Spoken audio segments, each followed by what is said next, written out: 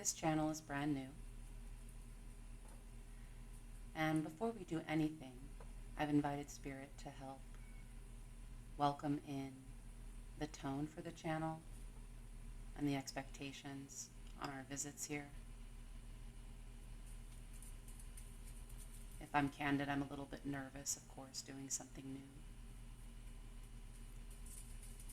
But here we go.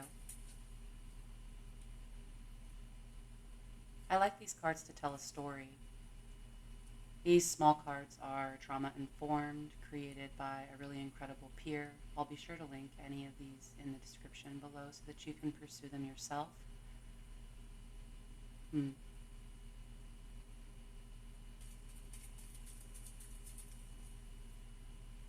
Thanks for being here. So, I'm already finding this so interesting. Mystery or disappointment? What are we going to find ahead?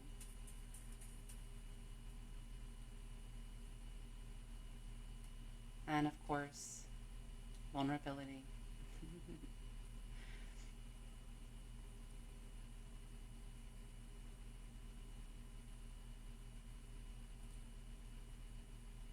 All right, and we're kicking control for today if we can. So let's see what else Spirit has in mind. To start with, we have balance, story, gratitude, trust, and glimmer. You know, a glimmer, not a trigger, but something that reminds you about the good in life and what's possible. Patience, protection. Noticing these two blackbirds, I've been seeing them frequently. Crows this morning fighting with a vulture overhead. And crows for me represent the eye. Always watching. Guarding mystery, community, exploration, mystery, of course, and then disappointment. Maybe, hopefully not, but I think that's my fear, really, if I'm being vulnerable and honest. So let's try to connect here today and see what happens. The very first cards I'm going to pull are self-love focused from the Rumi deck. They have beautiful art on every single one of them, and I think that they always give me confidence. So let's start there, grounding in that. And before we interpret or read them, let's go ahead and welcome in Spirit and prepare this to be a general reading for the collective.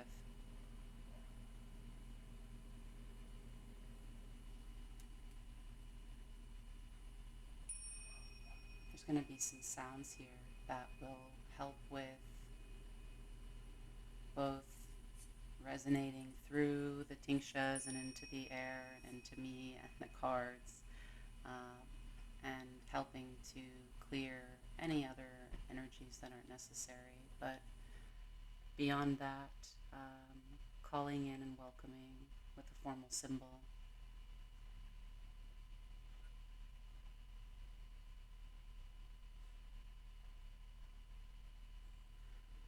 So the first card here, Passion of the Wild Red Mother.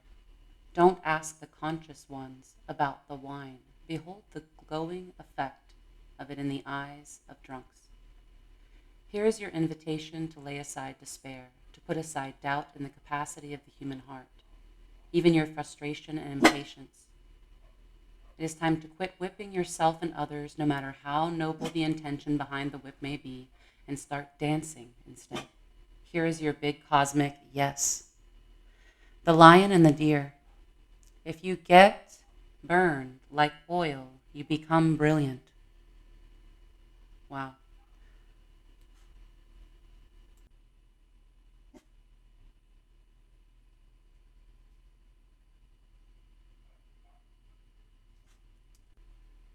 There is no need to fear making a mistake.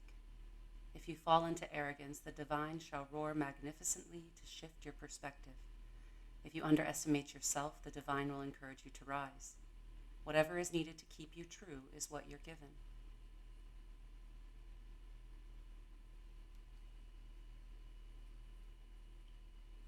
Now I'm flipping through this book here.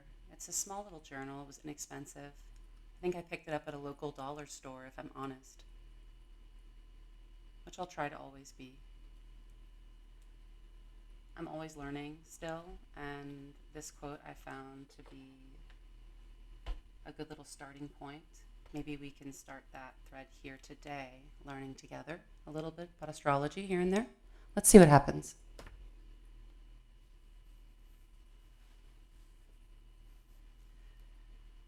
As far as the energy of this reading, it's largely centered directly around the full moon.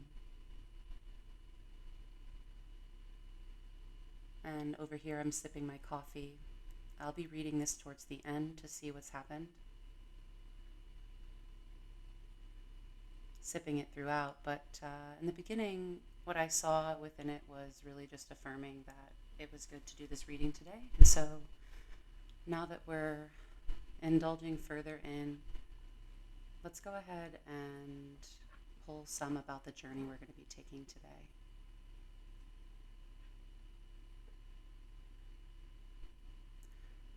We're going to use the Shamanic Healing Oracle cards here. This is one of my favorite decks. I love the art. It's simple and beautiful at the same time. It's really pleasing to the eye with the muted tones and the black background and the gold edges. They hold well in the hand. So if I could encourage anyone, link below. And I have no relationship with any of these folks. I just like their art, just like I'm hoping we'll create art here today. Okay, so to begin, the masculine.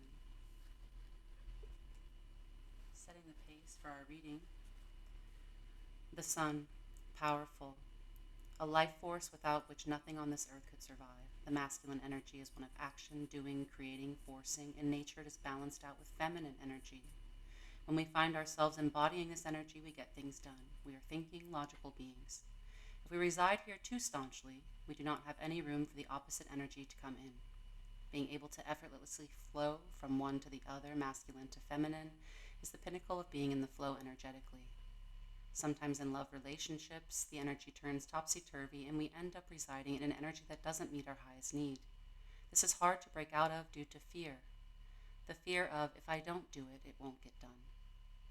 Realize that two people make up a relationship, and in an evolved one, the relationship itself develops its own energetic balance, a perfect combination of yin and yang, masculine and feminine. If there is void in one area, an imbalance will develop, and as is the nature of things, unconsciously we will try to balance out. Being aware is the perfect first step. And alternately, this card could signify a very important person in your life who identifies as a man. Given that this is for the collective, I'm leaning towards the prior, but the significance to each of you is important. It's your own interpretation as we move through. It's your own psyche being met with the cards. What comes up for you? Who comes up for you as you listen along, as you follow? Beforehand, right, that this is going to be a vehicle for spirit to communicate, so I don't have to do much other than trust.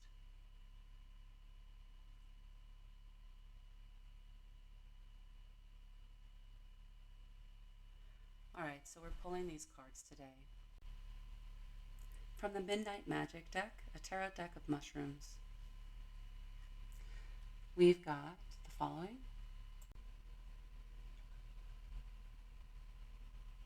In the position of the first card, we have the Three of Cups. In this deck, this is represented by stopped scarlet cup. They bloom in mass in the spring among watercress and delicious wild leeks. In the upright position here, this represents reunions, celebrations, and indulgence. Drink it in, embrace these times, start more collaborations. Let in the healing that comes from socializing so you can more deeply connect with your loved ones. All right, so the Magician reversed. Represented by little birds of the wood, you can see how dainty and beautiful these are. They are ceremonious to indigenous tribes in Mexico. They're known as the divine mushroom that describes or paints.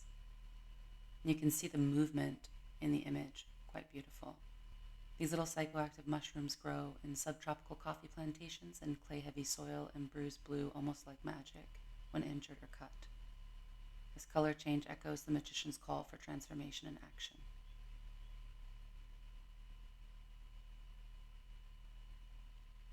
Manifestation, inspiration, and action would be if it were upright, but because it is reversed, the magician in reverse represents misinformation, false visions, poor planning, creative blocks. If you're having trouble laying the foundation for a new project, you may feel like your mind and body are stuck in heavy, muddy soil. Have no fear. These little mushrooms thrive in a constrictive and soggy environment. Do some more research, meditate, read, go for a walk. Ideas germinate like spores in fertile ground. And where are we at finally here? Okay, death. Upright. I always see this as the correct change coming. But in this deck, let's see what's happening. Destroying angel mushroom. Beautiful yet very toxic, emerges from a protective egg-like sac. Destroying angel is beacon white summer sight. Mushroom transforms from a stubby armored button into an elegant bone pale creature, holding its own on the ruthless forest floor. Let this card remind you that death isn't to be feared, but respected as a transition and a necessary part of life, a needed change. Upright, it is transformation, new beginnings, transition, and letting go. It has come to remind you to accept your current transition. New beginnings come at the end of a cycle, and renewal is headed your way. While the transformation may be uncomfortable, you may find yourself able to fly much more freely when you emerge from this. And we're going to clarify these quickly here, as fast as I possibly can. The Bianco Nero Tarot. In the position of the first card, again, saturated in community, this is affirmed by the sun. The past experiences that you had where you were excited to be connected to your loved ones, they're not long gone. It is okay to spend your time doing that again. And in the position of the second, we're looking at the present issue, and I'm thinking about how it might be affirmed again, but it's about time for action and motion again, to find the right doses of that when you're ready. And sometimes we're surprised, but to be affirmed that it is time for change. Here is the Tower against the position of death. The Tower is telling us that something is about to radically change, but it's not painful, it's for the best. Things can be for the better, and this is the advice position, the spiritual future that you're hoping for.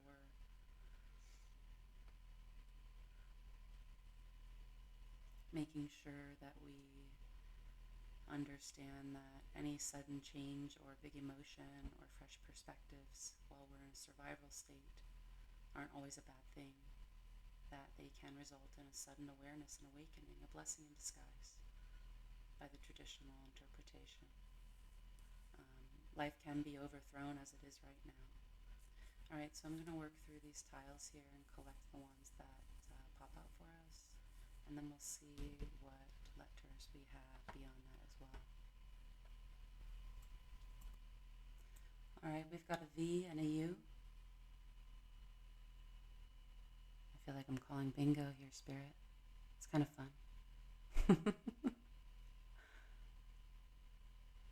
K.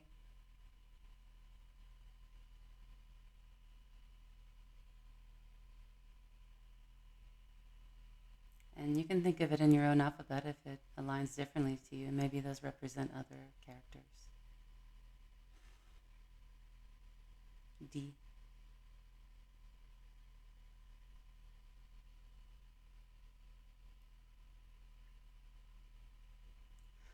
All right, and so we're going to swirl around in here. And what words do you see? Follow the letters with your eyes. Joy. Lift. Slept. I could use more. Couldn't we all? Courage. Fever. I. Kid. Who knows, you know? What does it mean to you again? This is supposed to be affirming for someone somewhere. Let's move these around a little bit, see if it matters to someone differently.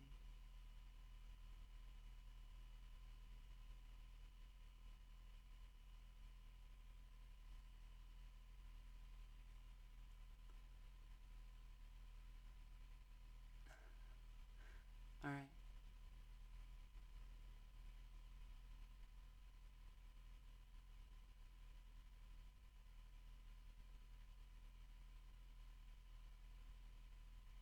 You know, you can do this with just about anything. Rocks in a bag. It's just about connecting somewhere in the middle between what is and what you know, what is tangible and what you know. So, a spirit animal for this season. We're going to rock and roll with this one. I can feel it already because we've already done so throughout this whole reading. I'm being playful. Clearly, I'm voicing over. I'm still learning, y'all. I hope that's okay. I see all of y'all out there who are doing fantastic, and oh my gosh, a tarantula. I love it. I love it. I know a lot of people are nervous about spiders. Maybe that should have been a warning. I'm sorry. Okay, warning. The tarantula is, I think, pretty harmless, right? But looks so powerful and actually can be. Take out a bird, you know what I'm saying? What? But largely for people, the ones that people have as exotic enclosed animals, they're roughly safe, which is pretty interesting. All right, we're going to continue through this to the end here. Thank you for sticking with me. I hope that this has been bringing something for some of you that you've been needing for quite some time, because I know whenever I find respite or mercy or grace or a great gift or tempering myself or guidance or help or healing through anything that I find online, any content that I see or experience, I am just so grateful that that person took the time to make it and be there. And I just want to provide any trip or drop of that for anybody out there. So if you are appreciating this, please do take the time to like, subscribe, all of those things. That way I can know that and I can come back and do this again. I haven't read a single page of this book, but I got it on sale and I like it. I'm interested in it. I don't know anything about the author, but I asked Spirit for a page and here we go. First, it looks like it's talking about the birds and the bees and the fruits and the trees in the title. And then it goes into talking about the merging of opposites between both gender and sex through different symbolism. And then there is this very incredible section that I found to be so powerful for so much of what is happening in the injustice against trans people in our world at this time. And the spiritual bypassing of the reality of life that God created. The prudery of today, however, declares this same mystery to be unfit for the consideration of holy-minded people. Contrary to the dictates of reason, a standard has been established which affirms that innocence bred of ignorance is more to be desired than virtue born of knowledge. Eventually, however, man will learn that he need never be ashamed of truth. Until he does learn this, he is false to his God, to his world, and to himself. In this respect, Christianity has woefully failed in its mission. While declaring man's body to be the living temple of the living God in the same breath, it asserts the substances and functions of this temple to be unclean, and their study defiling to the sensitive sentiments of the righteous. By this wholesome attitude, man's body, the house of God, is degraded and defamed.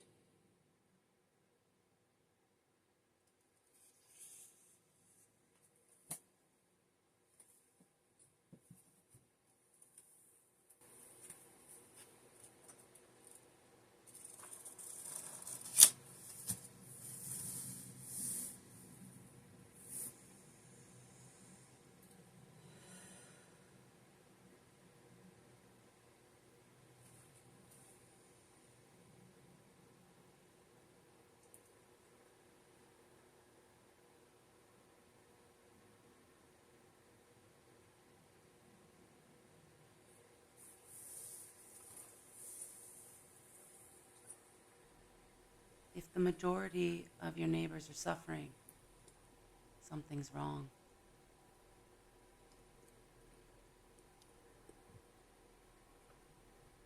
And love looks a lot differently.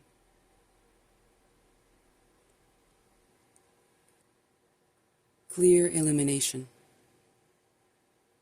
What a fine reading. Thank you so much, Spirit, and every single one of you who have taken even a moment of your time to stop and pause and view. If you would like to see more of like this, let me know.